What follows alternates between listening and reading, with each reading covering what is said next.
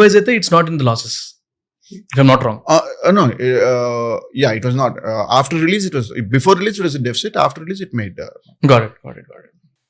మీరు డెఫిసిట్ అంటే మీరు అంటుంది మార్కెట్ కి ప్రకారంగా డెఫిసిట్.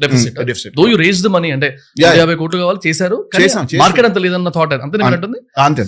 Okay got it. చిన్న ఎక్స్టెన్షన్ ఇప్పుడు ఇందాక ఫ్రాన్సిస్ గురించి మాట్లాడాం కదా. సో ఈ బయట ప్రాపగండా ఏముంటుంది, ఫ్రాన్సిస్ అంటే పాలిటీషియన్స్ ఉండడం, లేకపోతే 30-40% ఇంట్రెస్ట్, లేకపోతే double times the money you're giving అన్నట్టు. నిజంగా ఇంత ఉంటుంది సార్?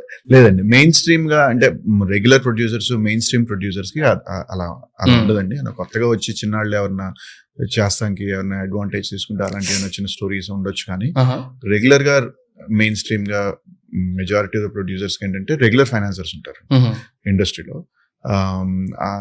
వాళ్ళే రెగ్యులర్ ఫైనాన్సర్స్ వాళ్ళే చేస్తారు. Okay. And it's standard. I think it's ఇప్పుడు ఫండ్స్ కూడా వస్తున్నాయి.